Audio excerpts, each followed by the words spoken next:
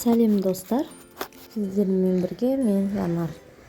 Бүгін сіздерге кешегі жасаған нарезкімнің көрсетейін дедім. Ең алдымен менің арнама тіркеліп кетіңіздер. Алда талай қызық видеолар салатын боламын. Ең алдымен ананасты алып, дәл осылай етіп екі жағын кесіп аласыздар да, ортасын осылай ойып алып тастайсыздар пышақтың көмегімен.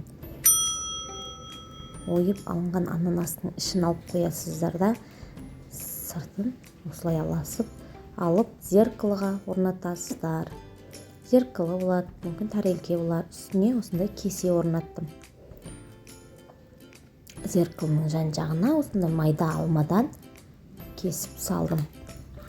Майда жасыл алманы осылай етіп кестім де, зеркалының жан-жағына орналастырдым. Бұл жерге негізі апельсин, тағы басқа жаңағы ананастың құрамында ананасты домалатып орналастыруға болады. Содан кейін апельсинді осылай 8 бөлікке бөліп, ортасына дейін осылай пышақпен тілесіздер де, осылай етіп пышақпен тіліп алдым. Әрқайсысын сөйтіп кесеге осылай кигізесіздер. Кесеге осылай етіп кигізесіздер. Апельсинді жақсылап ортасына дейін кесіп алыңыздар.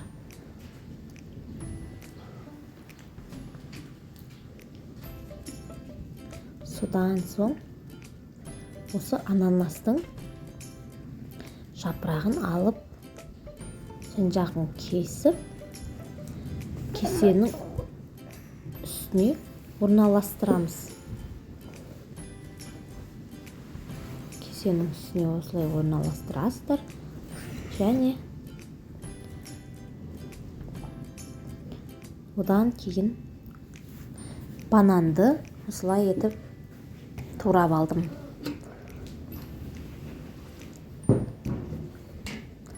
Бананды осылай етіп жан-жағынан тіліп,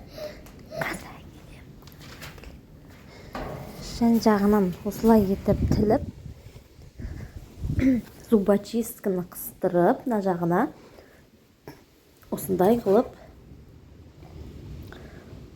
жасасаңыздар болады. Банан өте әдемі болып шығады.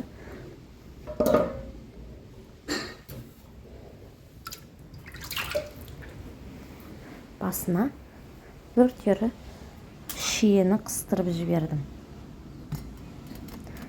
Осылай болады.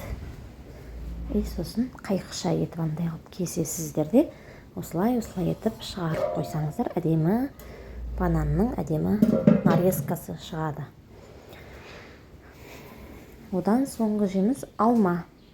Алманы осылай етіп турап, осындай жапырақша жасадым.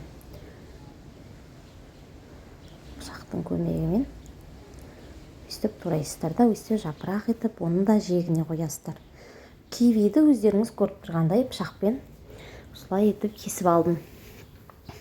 Бұны да жегін жектеуге, әдемілеуге, сондайға пайдалансаңыздар болады.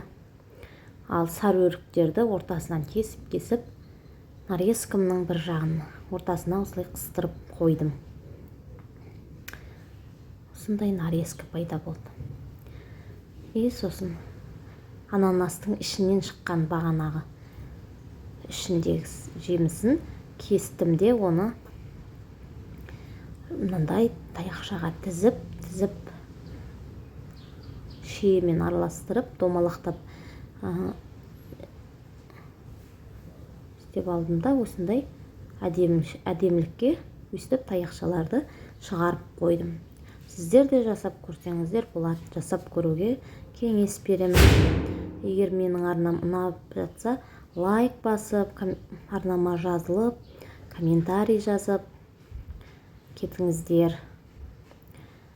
Ішіне неше түрлі жемістерді орналастыруға. Жүзімім майда болған соң, осылай жүзімімді қойдым.